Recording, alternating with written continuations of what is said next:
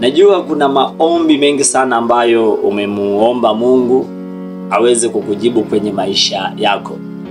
Na kuna vitu ambavyo unavisubiria kutoka kwa Mungu. Yawezekana umeomba, yawezekana umemwambia Mungu kupitia njia ya maombi akusaidie. Kuna mambo mengi sana wanadamu tunayaweka kwa Mungu, kwamba Mungu nahitaji kitu fulani unisaidie. Lakini sasa hivi vitu kwa nini majibu hayatoki? Kwa nini tunalia kanisani? Kwa nini tunaenda madhabahuni tunamuomba Mungu atusaidie kitu fulani kwenye maisha yetu?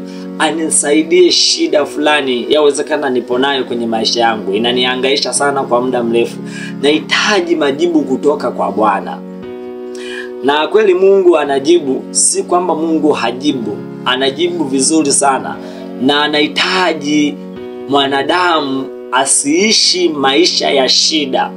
Pale anapomuomba tu, basi Mungu aweze kujibu. Sasa kuna vitu sasa ambavyo vinatufanya Mungu asiweze kutujibu kwenye maisha yetu.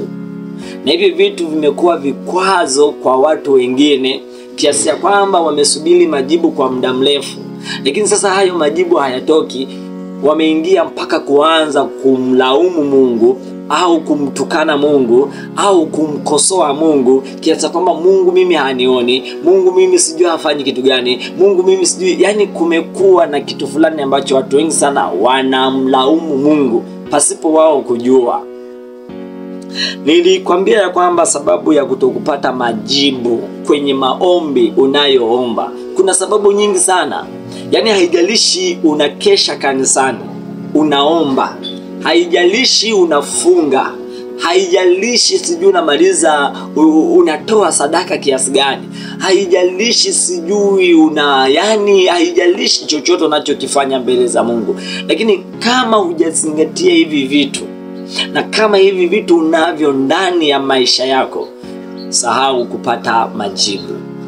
Kwa wewe ambaye ndo naanza kunisikiliza, kuna masomo ambayo hapo nyuma nimeyatoa ambayo yanakufanya wewe usipokee majibu yako. Sasa unaweza kufuatilia pia ili uweze kutambua kwamba kumbe hiki kitu niko nacho na kifanya au kipo ndani ya maisha yangu. Kumbe hiki kitu ndio kinanizuia mimi nisipate majibu yangu kutoka kwa Bwana.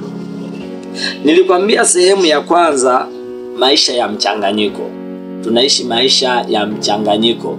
Tunajiunga tu kwenye makundi ambayo hayana faida kwetu, hayana utukufu kwa Bwana. Tunajiunga kwenye hayo makundi. Hayo makundi yanatufanya tusipate majibu yetu. Nikaja nikakwambia sehemu ya pili ni kwamba ni kutokuwa na moyo safi. Yani wewe unaingia kanisani unalia, unaomba, lakini ndani ya moyo wako kuna watu umewahifadhi. Kuna watu umewabebea hasira. Ndani ya moyo wako kuna hasira nyingi sana. Yani unatamani hata yule aliyekukosea mwaka ulioisha, unatamani umpate, umkungute, umbomoe, umngoe masikio ili ulizike. Alafu wewe mwenyewe upo kanisani unaomba, unataka Mungu akusaidie, unataka majibu kutoka kwa Mungu. Sahau, hapo tutadanganyana. Hauwezi ukapokea majibu mpaka roho yako iwe safi. Maana kitabu cha Mathayo 5:8, heri wenye moyo safi, maana hao watamuona Mungu. Kwa hiyo moyo wako kama ni mchafu, ni ngumu kumuona Mungu. Nikaja nikasema sehemu ya tatu, nikasema imani yenye hofu au mashaka. Tunakuwa na imani haba, imani yenye hofu, imani yenye mashaka, inatufanya tusipokee majibu yetu kutoka kwa Bwana. Sasa leo nataka tuangalie sehemu ya 4, inatuambia nini? Sehemu ya 4 inayotufanya sisi tusipokee majibu ya maombi yetu tunayoomba ni kutokufanya kwa mwendelezo. Tunashindwa kufanya kitu kwa mwendelezo. Tunaigiza kwa Mungu. Tunashindwa kusimama imara kukifanya kile kitu kwa mwendelezo. Tunapojaribu tunaishia njiani, tunafanya vitu vingine, au tunasahau kwamba Mungu, natakiwa Mungu nimkumbushe kila siku kwamba na shida na kitu fulani. Mungu naomba unisaidie. Sasa unaingia mara moja unaomba alafu unapotezea. Ni ngumu sana kupata majibu. Ni sawa na mtu anakwambia mimi nina nyumba, au mtu anakwambia nina nyumba, hebu katuonyeshe nyumba yako. au unaenda kwenye nyumba unakuta kaanzisha msingi. Sawa, ni msingi umeanzisha, ni dalili mojawapo ya kuendelea. Sasa tunatamani tuone muendelezo wa nyumba yako inaendeleaje, umefikia kiwango gani. Na hata kama tunaona sasa unahitaji msaada, unataka tukusaidie, tuone wewe jitihada zako zinaishia wapi, au umepambana kiasi gani. Sasa huo msingi una miaka 2 upo pale pale, afu unahitaji ujenge, hata hakuna kitu ambacho umekianzisha wewe ili tukusaidie. Kwa hiyo inakuwa ni ngumu sana kusaidiwa. Hivyo hata kwa Mungu, unaomba mara moja, hiyo siku utakesha kanisani unaomba, Mungu nisaidie kitu fulani. Mungu utamaliza masaa upo kanisani unaomba. Ukishatoka hapo unajua tayari nimeshamaliza. Unaenda kufanya mambo mengine, unaingia kwenye usherati. Kama ni usherati utaingia kwenye uzinzi, kama ni uzinzi yaani utaingia kwenye vitu vingine. Umesahau kwamba kuna ombi umemuomba Mungu akusaidie. Kwa hiyo Mungu pia anahitaji kitu cha muendelezo. Na ndio maana baada ya kuokoka sisi, si kwamba ndo tulimaliza, hapana. Na ndio maana leo tunawasihi sana watu waingie kwenye nyumba za ibada ili wakaendelee kumwabudu Mungu, wakaendelee kuomba rehema kwa Mungu, kwa sababu najua kuna makosa ambayo tunayafanya, najua kuna dhambi zingine tunazifanya pasipo kujua au kujua. Sasa sehemu ya kwenda kulia ni madhabahuni. Kwa hiyo kuna siku niliwahi kusema kuokoka sio tiketi ya kwenda mbinguni, hapana. Kuna vitu lazima pia uendelee kuvifanya, uendelee kuomba rehema ili uweze kupata uzima wa milele. Kwa hiyo muendelezo ni kitu cha muhimu sana kwenye maisha yako. Usije ukafanya kitu mara moja ukapotezea. Hivyo unapofunga, umefunga wiki, kuja tena kufunga mpaka mwaka ujao. Yaani unajua kuna watu tupo nao kanisani toka siku ambayo mchungaji alitangaza mfungo wa kikanisa mpaka leo hawajawahi kufunga. Kwa mchungaji asipotangaza ndani ya mwaka mzima kwamba mwezi fulani tutakuwa na mfungo wa kikanisa, maana yake hautakuja kufunga wewe. Yaani unasubirigi mchungaji akutangazie mfungo ndio unafunga. Ni ngumu sana Mungu kukujibu. Ni ngumu sana Mungu kutoa majibu ya maombi yako, kwa sababu ufanye kitu kwa muendelezo. Leo umefunga. Haya, ukishafunga hapo unahitaji Mungu akujibu. Sawa, endelea kufunga kama wiki tena. Mimi nakwambia kitu kimoja. Siku moja nikawa nasema na vijana wangu ambao ndo wameokoka, yani bado mizizi ya imani bado ni changa. Nikawa nasema nao, najua siku ambayo, najua ukiwa una imani changa, kuna kaugumu kufunga. Nikwambia nataka tuanze mazoea ya kufunga. Kwenye kufunga kuna vitu ambavyo Mungu anaenda kuviachilia, lakini pia kuna milango ambayo ilikuwa imefungwa inaenda kufunguliwa kwenye mfungo. Kuna vitu ambavyo tunaenda kuvipokea kwenye mfungo. Sasa ukiwa unaanza panakuwa na changamoto. Kamwambia kweli vishawishi vipo vingi. Siku ambayo ndo unaanza kabisa kufunga, mara utasikia kiharufu cha supu, mara kiharufu cha chapati. Yani shetani atakuletea viharufu fulani. Nikamwambia jitahidini sana kwa wiki angalau jaribu kufunga kwa siku moja masaa 12. Jaribu tu. Najua utapata ugumu kidogo, lakini endelea kufanya muendelezo. Ukijaribu wiki, basi jaribu tena na wiki. Utashangaa unaanza kupiga masaa 24, kwa sababu kuna kitu cha muendelezo. Kwa hiyo muendelezo ni kitu cha muhimu sana kwa mtu ambaye ameokoka, ambaye anamuomba Mungu atoe majibu. Sasa Mungu pia tunahitaji tumsie kila mara, Bwana nakukumbusha kitu fulani. Bwana, yani unaendelea Mungu kumkumbusha kila kuitwapo leo. Ukiendelea Mungu kumkumbusha kila kuitwapo leo, ni rahisi sana majibu yetu, kwa sababu anakuwa anajua kweli huyu mtoto anahitaji kitu fulani. Au yaweza ikawa moyo wako unakuwa na jambo unataka ulifanye. Unataka ufanye labda kanisani, unataka labda ufanye kitu fulani kanisani. Yaani unatamani kufanya mambo ya kimungu, lakini hayo mambo unayafanya siku moja tunapotezea. Mfano, unatamani labda kufanya kitu kwenye nyumba ya mchungaji au kwenye nyumba ya mtumishi yeyote. Unatamani kufanya kitu fulani, lakini hicho kitu unakifanya mara moja tu ndio imeshaisha. Sasa Mungu anahitaji uendelee kufanya mara kwa mara, yani uweke mwendelezo.